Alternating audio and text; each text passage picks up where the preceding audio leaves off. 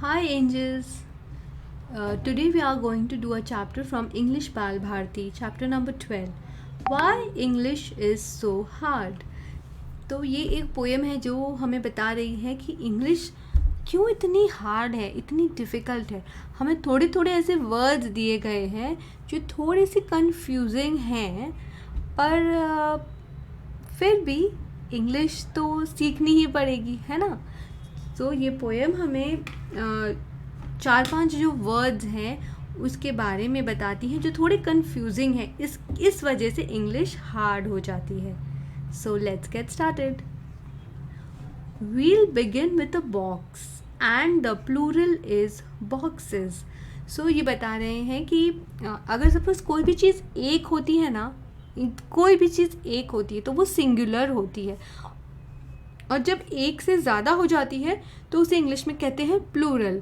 सो singular मतलब कोई एक सिंगल चीज़, और प्लूरल मतलब जो चीज़ एक से ज़्यादा है.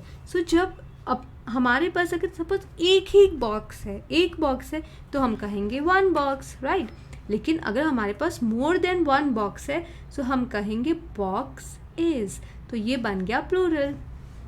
But the plural of ox should be oxen, not oxes. लेकिन अगर एक ऑक्स है, एक ऑक्स है तो उसका प्लूरल मतलब अगर एक से ज़्यादा ऑक्स है तो उसका प्लूरल भी तो ऑक्सेस होना चाहिए ना.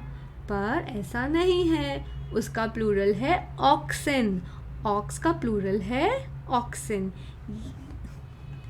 ऑक्स क्या होता है? बैल. सो इसलिए ये कह रहे हैं कि इसलिए इंग्लिश इतनी हार्ड हो जाती है, क्योंकि जब बॉक्स का बॉक्सेस है तो ऑक्स का ऑक्सेस क्यों नहीं है? ऑक्स का है plural oxen. Next, you may find a lone mouse और a whole lot of mice. आपको कभी एक माउस दिख सकता है या फिर कभी बहुत सारी माइस दिख सकती है. तो अगर एक होता है तो वो माउस होता है, सिंगल है तो वो माउस है. लेकिन अगर वो बहुत सारे हो गए तो वो प्लूरल में क्या कहते हैं इंग्लिश में? Mice. Okay. But the plural of houses houses. लेकिन अगर सपोज जैसे आपका एक हाउस है, right, you have one house, तो उसे हाउस कहते हैं. और हाउस का प्लूरल क्या हो जाता है? हाउसेज. जैसे बॉक्स का बॉक्सेस, वैसे हाउस का प्लूरल हाउसेज. लेकिन माउस का प्लूरल, लेकिन हाउस का प्लूरल हाइस नहीं होता. मतलब माउस का प्लूरल माइस होता है पर हाउस का प्लूरल हाइस नहीं होता. ऐसा क्यों? इसके लिए इंग्लिश थोड़ी हार्ड है, राइट. सो ये हमें इसलिए बता रहे हैं ये सब कि हमें कंफ्यूजन ना हो, हमें कंफ्यूज नहीं होना है, ठीक है. सो हाउस का प्लूरल है हाउसेस, पर माउस का प्लूरल है माइस. if the plural of man is always called men. अगर एक आदमी है तो उसे कहते हैं वन मैन, अ मैन. लेकिन अगर एक से ज़्यादा हैं तो प्लूरल में कहते हैं men, MEN. So why shouldn't the plural of pan, ये जो पैन है ना इनके हाथों में, इसको पैन कहते हैं, बी कॉल्ड पेन. ये अपन को पूछ रहे हैं कि भाई अगर मैन का प्लूरल मैन है, अगर मैन का प्लूरल मैन है तो पैन का प्लूरल पेन क्यों नहीं? पैन का प्लूरल क्या है एंजल्स? Pans, PANS. आपको सिर्फ एक S ऐड करना है. क्या ये भी सिंपल नहीं है? सो ये अपन को सिर्फ थोड़ी जो कंफ्यूजिंग चीज़ें हैं ना वो बता रहे हैं, लेकिन इंग्लिश इतना भी डिफ़िकल्ट नहीं है. And I speak of a foot. Foot मतलब आपका एक पैर, okay. And you show me your feet. मतलब कि अगर एक है तो वो फुट है, और अगर आपके दोनों हैं पैर तो वो फीट है. But I give you a boot. मैं आपको एक बूट देता हूँ. ये जो उसके हाथ में है ना रेड कलर का, वो बूट होता है. ऐसा लंबा जो होता है ना, जो पैर के ऊपर तक आता है, उसे कहते हैं boot. Would a pair be called beet. तो अगर एक है तो वो सिंगुलर है तो वो बूट है, राइट. तो क्या अगर वो दो है, पैर में है, मतलब ऑब्वियसली ना कि अगर आपके जूते हैं, चप्पल है, तो वो दो ही रहेंगे, पैर में रहेंगे। पैर मतलब जोड़ी, है ना। कोई भी अपने एक पैर में थोड़ी ना जूता या बूट पहनेगा, तो पैर। सो वुड अ पैर बी कॉल्ड बीट? तो वो कह रहे हैं कि अगर आपका एक पैर को फुट कहते हैं और दो को फीट कहते हैं, तो एक बूट और प्लूरल में बूट को बीट कहेंगे? नहीं, बूट को प्लूरल में बूट्स, सिर्फ एक एस ऐड होगा, तो singular foot, plural feet, singular boot, plural boots. Okay, next, that one may be that, all three may be those. मतलब एक है तो ऐसा है, और अगर एक से ज़्यादा है तो वो हो सकता है। Yet the plural of hat, मतलब कि अगर कोई भी चीज़ एक होती है तो हम उसे कहते हैं that, right. That is my pen, right. Pen, pen मतलब सिंगुलर, एक पेन।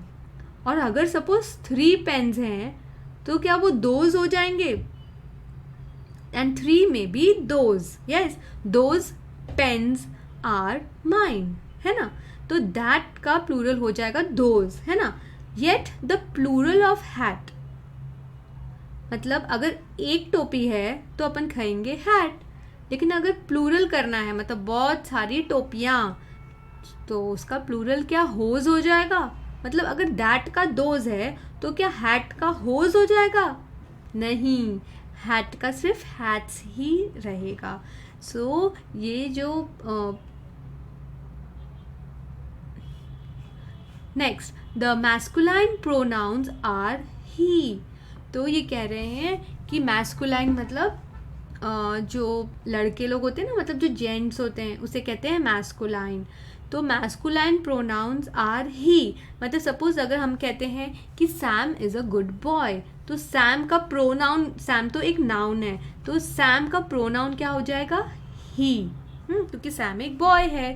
तो जो मैस्कुलाइन प्रोनाउंस होता है वो होता है ही, हिज एंड हिम, है ना।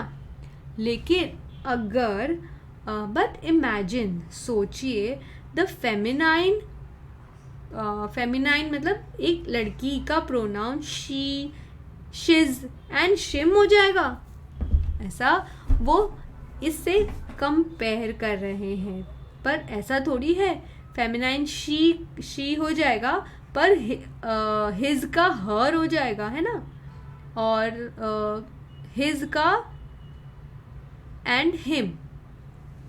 तो शिज और शिम कभी नहीं होगा, ओके, हर हो जाएगा, okay, she and her, okay. तो जब फेमिनाइन होता है ना तो शी और हर बोलते हैं, ओके।